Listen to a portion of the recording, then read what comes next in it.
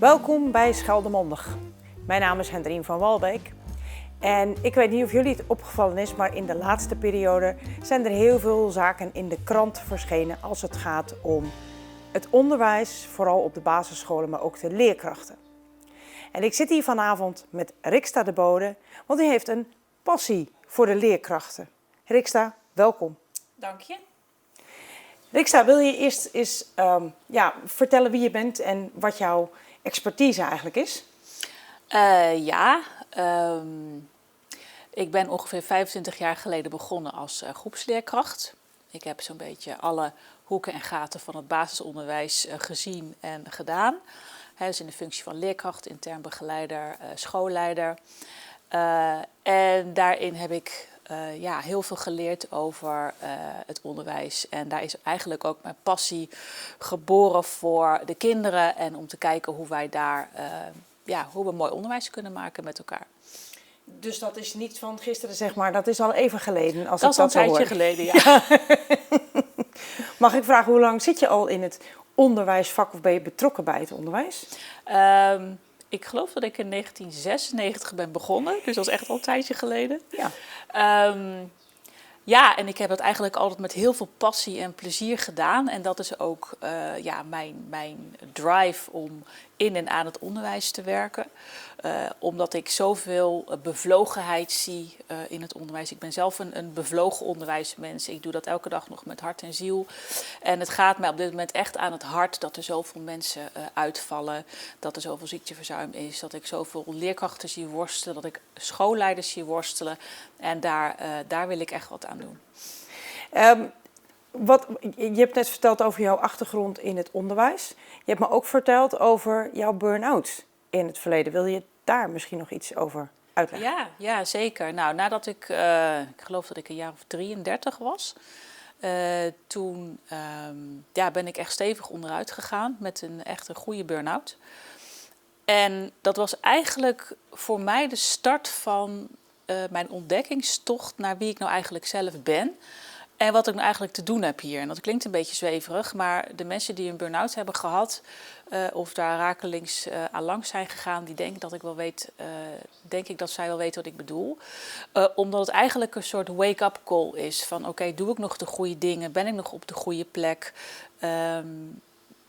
En vaak is dat eigenlijk het startpunt van verandering. En die burn-out heeft mij ook aangezet om voor mezelf te beginnen als zelfstandig onderwijsadviseur. Dus als onderwijsexpert help ik scholen als het even lastig, moeilijk en ingewikkeld is. En juist door die ervaring van mijn burn-out kan ik me heel goed inleven in de problematieken die er spelen op scholen. Snap ik de spanning en de pijn van de leerkrachten? Snap ik een schoolleider die aan het crisismanagen is? Snap ik ouders die iets willen? En dat het onderwijs zo gigantisch onder druk staat, dat is niet gezond. Dat mensen zo onder druk staan is niet gezond. Ik denk dat het tijd is voor verandering. Ja. Ik had het net over de krantenkoppen die we natuurlijk in de afgelopen periode, weken, zeker maanden, zo af en toe eens voorbij komen. Ik heb er een paar meegebracht. Zullen we even naar die krantenkoppen kijken? Want die liegen er wat mij betreft niet om. Nee, dat denk ik ook niet. We hebben hier het ziekteverzuim schiet omhoog door Omicron. De grote werkdruk in de zorg en onderwijs baart zorgen. Ja, dat zegt eigenlijk al heel veel, denk ik. Ja, weet je, kijk, zoals ik het zie is de problematieken die er waren in het onderwijs, de hoge werkdruk en het hoge ziekteverzuim. Als je kijkt naar de cijfers, dan gaat 25% van de leerkrachten gaat vroeg of laat onderuit vanwege spanningsklachten of een burn-out. Dat is een kwart, dat is veel. Dat is heel veel, Dat waren cijfers van voor corona. Dus die problemen waren er al en corona heeft daar eigenlijk een vergrootglas op gelegd. Dus om daar iets aan te doen, daar is natuurlijk verschrikkelijk veel voor nodig.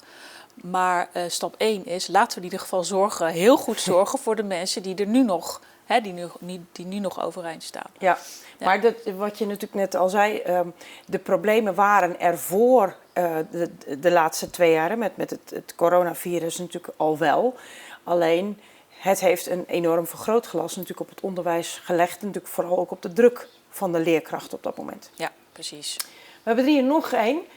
Die vond ik ook wel heel erg leuk. Hoe lastig zijn ouders? Het is natuurlijk wel een hele leuke als je natuurlijk kijkt naar een leerkracht die tegenwoordig ook de lastige oudergesprekken moet voeren, maar misschien ook wel aan de poort lastige gesprekken moet voeren over dat kind van een ouder natuurlijk. Wat natuurlijk in het licht van deze tijd en het licht van een vroegere tijd een groot verschil tussen zit, zeg maar. Ja, tijden zijn veranderd. Ik weet nog, toen ik zelf voor de groep stond, had ik echt wel in die zin, hoe zeg je dat, aanzien en status en autoriteit op het gebied van niet alleen in de groep, maar ook naar ouders toe. Ik werkte in Den Haag Zuidwest op een multiculturele school en daar was ongelooflijk veel respect voor ons als leerkrachten. Ik weet nog dat wij toen hebben we dat ongeluk, eigenlijk die aanslag meegemaakt in het World Trade Center. En ik weet nog heel goed wat voor impact dat had op onze school. En je moet je voorstellen, wij waren een school met 80-90% islamitische kindjes op school. En ouders natuurlijk. Naast ons stond een openbare school. En ik weet nog heel goed hoe het verschil voelbaar was tussen de ene en de andere school. Daar waar wij, zeg maar, echt als team en als school stonden voor verdraagzaamheid en begrip voor elkaar en leven en laten leven, was dat bij de andere school anders. En dat heeft zo'n indruk op mij gemaakt toen. Omdat we echt, ik zie ons nog zitten in die hal met 2 minuten stilte om de slachtoffers te herdenken en om die saamhorigheid op te zoeken. En dat een stagiair van mij opbelde, die stond op een school in Rotterdam en hij zegt: Rick, ze zijn hier vlaggen aan het verbranden op het plein, wat gebeurt hier? Dus het was voor mij zo'n eye-opener dat ik dacht van, het is zo belangrijk hoe je omgaat met een crisis op het moment dat die er is. En hoe je er staat als team en als school. Hoe je omgaat met elkaar, hoe je omgaat met ouders. En dat heeft voor mij zoveel geleerd ook over hoe je dus met elkaar communiceert. Ja. En wat je uitdraagt als school. En als jij dus een school hebt waarbij je zegt van, dit zijn onze waarden, dit is hoe wij de dingen hier doen en zo gaan wij hier met elkaar om, dan komt dat respect en die autonomie komt vanzelf. Ja. Maar op het moment dat dingen onduidelijk worden en je gaat een beetje links en rechts meebewegen, creëer je dus eigenlijk je eigen chaos. En kritische ouders, daar is niks mis mee. Ik ben zelf ook een kritische ouder. Maar de manier waarop je met die kritiek naar je school gaat, dat ligt dus niet alleen aan die ouders, maar het ligt er ook aan hoe jij dus daar als school je beleid op hebt en hoe je dat met elkaar vormgeeft. Helder, ja. Volgens mij had ik er nog één. Oei, geen regio meer zonder lerarentekort. Nee, dat is een mooie, hè? Ja, daar schrok ik ook wel een beetje van. Ja, dat klopt, dat snap ik. In de grote steden is natuurlijk helemaal een drama op het moment. Ik heb ook echt schoolleiders die ze hangen nog net niet huilend aan de telefoon, maar de invallers die zijn op. Leerkrachten die vallen massaal uit. En hoe dan? Dus hoe gaan we dit met elkaar doen? Maar is dat ook een probleem wat er nu pas gekomen is? Of wat er al was voordat heel de wereld in een pandemie terechtgekomen is? Nou ja, goed, er waren natuurlijk al jarenlang weinig aanmeldingen. En het gaat altijd van die golfbeweging. Op het moment dat mensen naar de lerarenopleiding gaan, mag je hopen op een gegeven moment dat ze dan daar ook werk in vinden. Nou, op het moment dat het ernaar uitziet dat er geen werk te vinden is in die branche, gaan mensen die opleiding die doen. Maar dat is dan altijd, je hobbelt dan natuurlijk altijd een beetje achter de feiten aan. Dus tegen de tijd dat je weer een lerarentekort hebt, heb je weer te weinig mensen. Plus, ons vak is ook een beetje gedaald in aanzien en hoe zeg je dat? Aantrekkelijkheid voor een voortgezet onderwijsscholier natuurlijk een keuze te maken. Wat gaat je richting natuurlijk worden? En dat snap ik ook wel, want onderwijs is de laatste paar jaar ook niet zo erg positief in beeld geweest. Het staat onder druk, maar ook, ik stond op een school dan, schuin tegenover ons stond het Terra College, waar toen die leraar is neergeschoten. Ja, dan ga je wel even achter je oren krabben. Of je zegt van of ik het wel zo leuk vind om voor de klas te gaan staan, want je een bepaald risico loopt en je voelt je niet veilig en er is te veel gedoe. Dus dat zijn allemaal dingen die meespelen in in jouw keuze om zo'n opleiding te gaan doen. Dat snap ik. Ja. Voor mij heel herkenbaar, want ik heb tot de 4e klas van de HAVO gezegd dat ik naar de PABO zou gaan en kleuterjuf zou worden. En daar is niets van terechtgekomen. Dus ik snap het gemiste beeld. kans voor het onderwijs. Dat zeker. Ik dacht dat we er nog 1 hadden. Dat er natuurlijk de noodklok geluid wordt om los te laten wat in coronatijd, wat voor coronatijd normaal is. Dus de tijd voor een pandemie en na een pandemie en hoe je daar natuurlijk mee omgaat, om dat los te laten. Ja. En dan komen we denk ik ook een beetje richting jouw ideeën en jouw passie daarin natuurlijk. Dat jij eigenlijk vindt, heel kort door de bocht, dat het anders moet. Ja, moet zeker anders. Ja.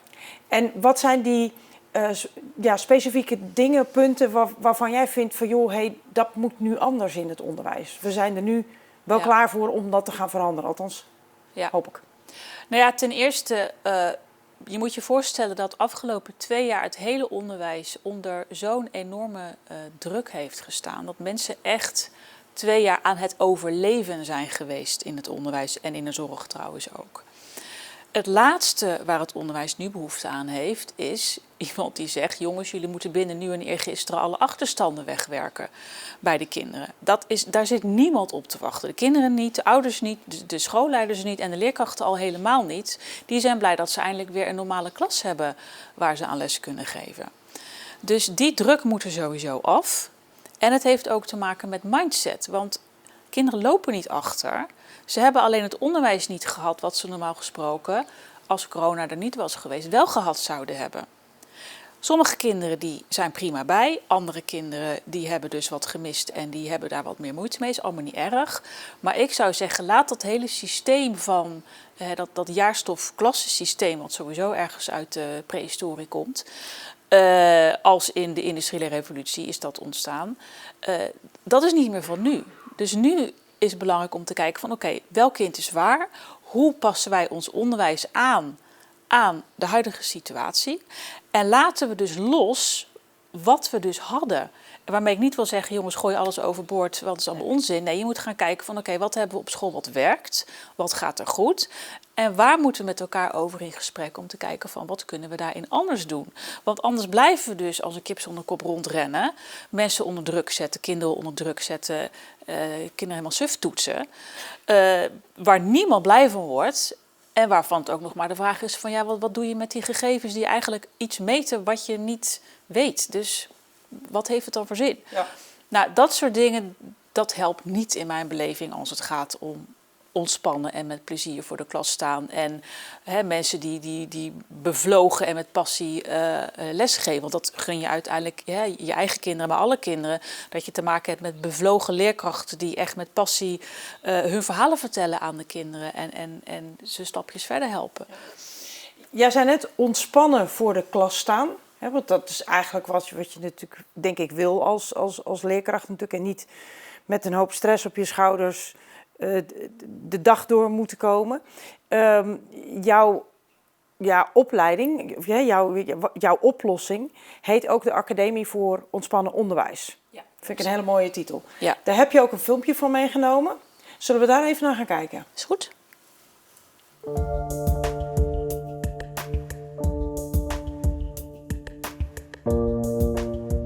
Mijn naam is Rekesta de Bode en ik heb de Academie voor Ontspannen Onderwijs opgericht omdat ik heb gemerkt dat in deze tijden van crisis het heel belangrijk is dat leerkrachten overeind blijven. En toen ben ik gaan nadenken over wat ik kan doen met al mijn kennis en expertise om ervoor te zorgen dat ik leerkrachten zoveel mogelijk kan ontlasten en ondersteunen, zodat ze zich zoveel mogelijk op hun primaire taken kunnen focussen. Ik heb 20 jaar in het onderwijs gewerkt als groepsleerkracht, als intern begeleider, als schoolleider. En ik heb de laatste paar jaar ben ik werkzaam geweest als onderwijsadviseur bij onderwijsbegeleidingsdiensten en ben ik voor mezelf begonnen. Als scholenlid worden van de Academie voor Ontspannen Onderwijs, dan krijg je toegang tot een online community. waar alle leerkrachten die lid zijn van de academie elkaar kunnen vinden. Zodat we kennis kunnen gaan delen, ervaringen kunnen uitwisselen en je kan ook de kracht van een groep gaan ervaren. Je krijgt wekelijks toegang tot een vraag- en antwoordsessie die inhoudelijk gaat over de materie waar je op dat moment mee bezig bent. Dan kun je bijvoorbeeld je inschrijven voor oefensessies. Als je bijvoorbeeld opziet tegen een lastig gesprek met een ouder of een directeur of een collega, dan coach ik je door zo'n gesprek heen en geef ik je wat technieken die je zou kunnen inzetten om ervoor te zorgen dat zo'n gesprek soepel verloopt. Je kan masterclasses volgen die gaan over bepaalde onderwerpen die te maken hebben met alles op het gebied van sociaal-emotioneel leren. En in deze academie kun je online trainingen volgen. Die gaan over de grootste en lastigste dingen waar leerkrachten tegenaan lopen. Bijvoorbeeld over hoe je meer rust en aandacht in je groep kan creëren, zodat kinderen zich beter kunnen leren concentreren. Die gaan over communicatie met bijvoorbeeld ouders. Die gaan over ontspannen leraarschap. En die gaan over hoe jij meer grip op je groep kunt leren krijgen. Door al mijn kennis en expertise te bundelen in deze Academie voor Ontspannen Onderwijs, kun je je begeleidingsgelden ook veel effectiever inzetten. Omdat op het moment dat je lid wordt, door je lidmaatschap toegang krijgt voor al je leerkrachten. Dus ook voor je invallers, ook voor je tijdelijke krachten waar normaal nooit een budget voor is. Maar voor alle leerkrachten die ergens tegenaan lopen en vastlopen. Dat betekent dat je niet meer uurtje factuurtje betaalt, maar gewoon één vast bedrag per jaar waar je een heel jaar lang gebruik van kan maken. Plus dat je niet lang hoeft te wachten. Je kan meteen meedoen. Als je je vandaag inschrijft, dan kun je volgende week al je vragen stellen in de vraag- en antwoordsessie. Dus je hoeft niet te wachten op iemand die beschikbaar is of vragenlijsten in te vullen of intakes te doen of al dat soort papieren rompslomp gedoe. Leerkrachten hebben nu een probleem, die willen nu geholpen worden en niet pas over 3 weken. Dus dat is ook een groot voordeel van deze academie. Scholen en leerkrachten die interesse hebben in de Academie voor Ontspannen Onderwijs, die kunnen via mijn website contact met me opnemen. Dan geef ik een presentatie over de academie, dan kan ik vragen beantwoorden en dan kunnen we naar aanleiding van die bijeenkomst verdere afspraken met elkaar maken.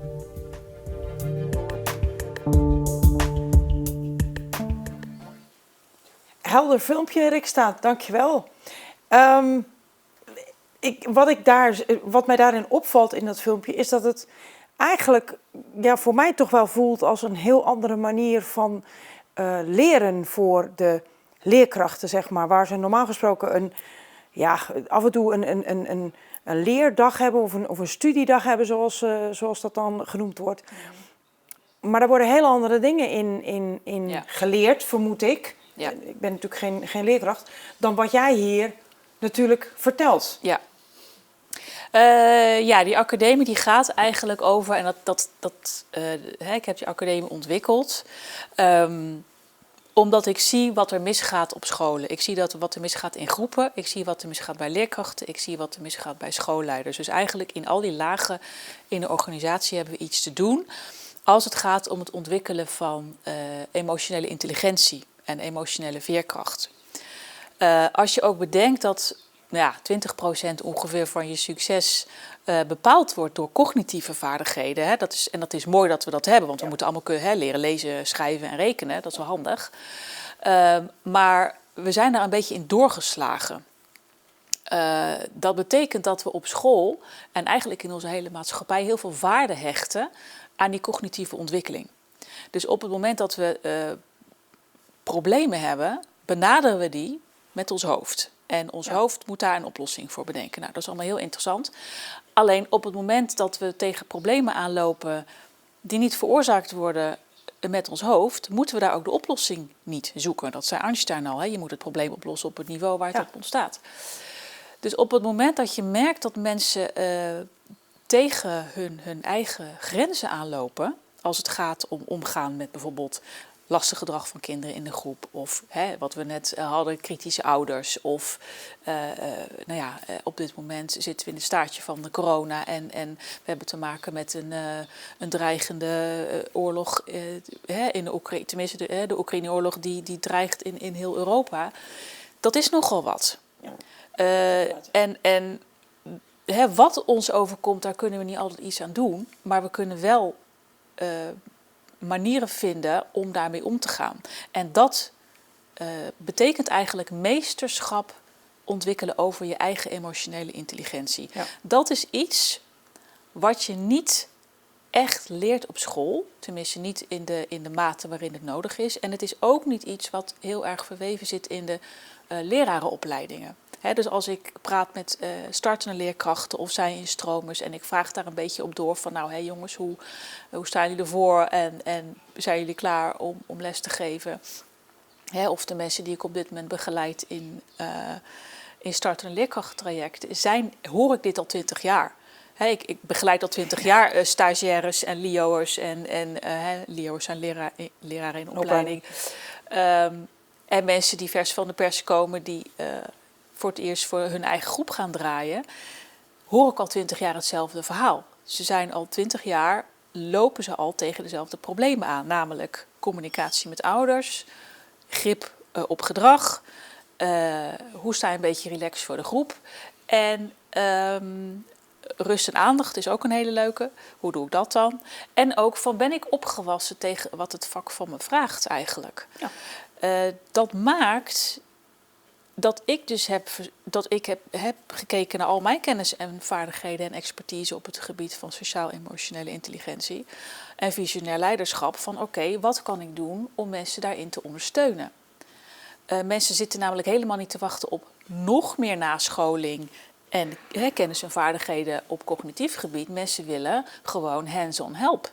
Die willen even snel een vraag kunnen stellen. Eigenlijk wat jij natuurlijk net al vertelde, van als er een aanslag is, hoe reageer je met je klas of zeker je school op zo'n aanslag? Dat was toen. Nu heb je natuurlijk de Oekraïne-oorlog of het coronavirus.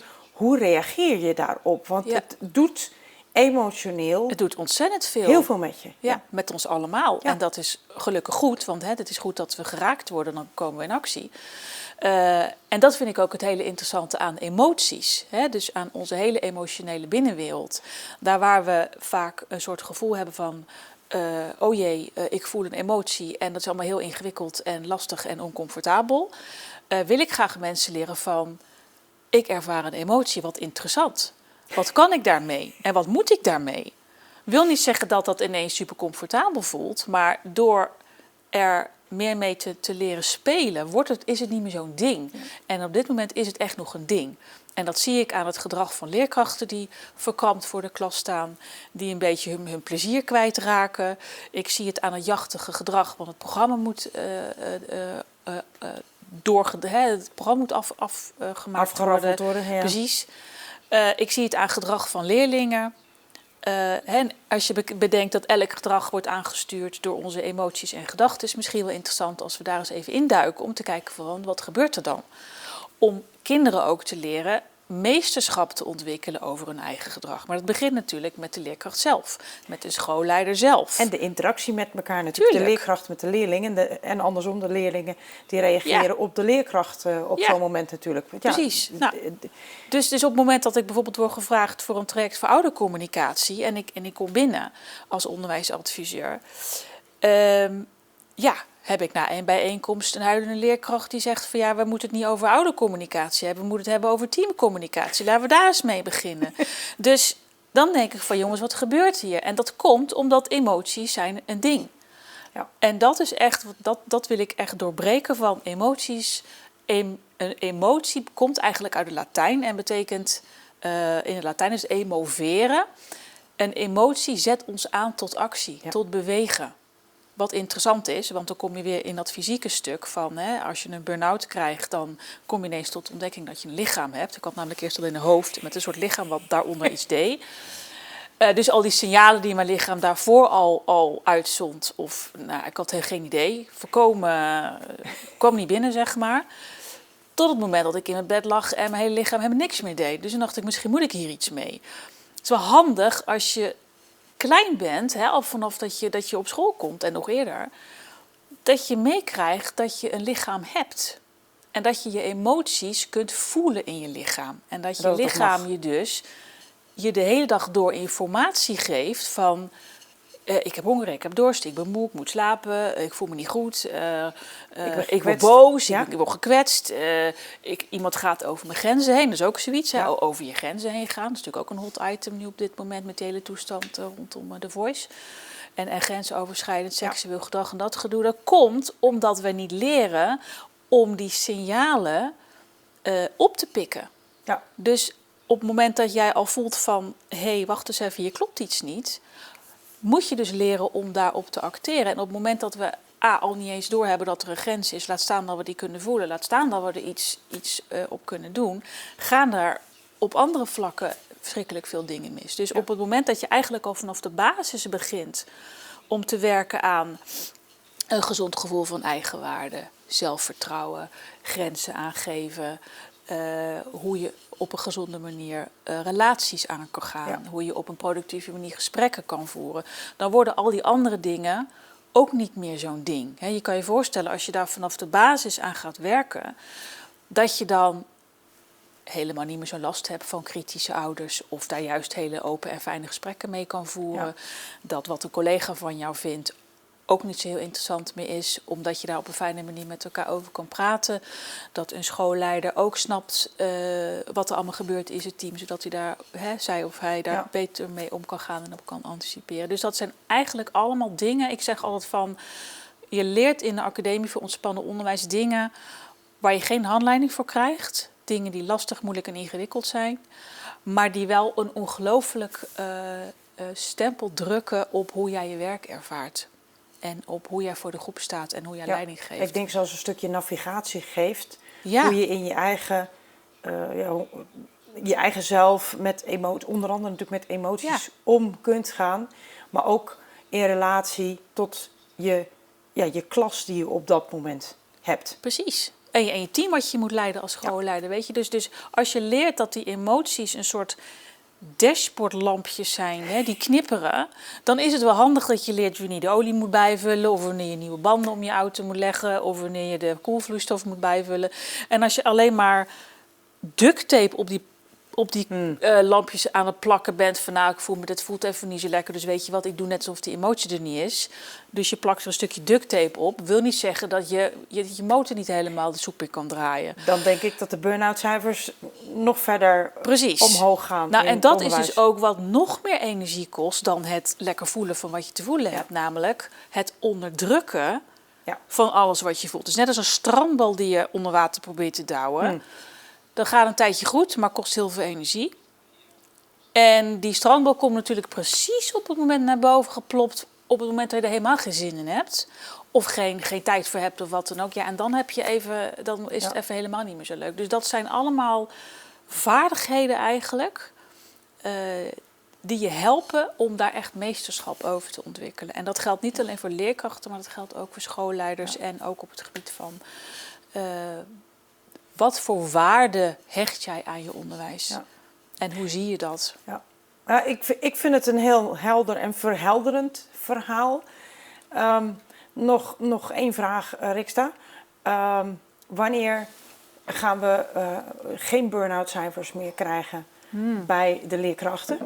En dus dat we continu klassen de kinderen les kunnen krijgen.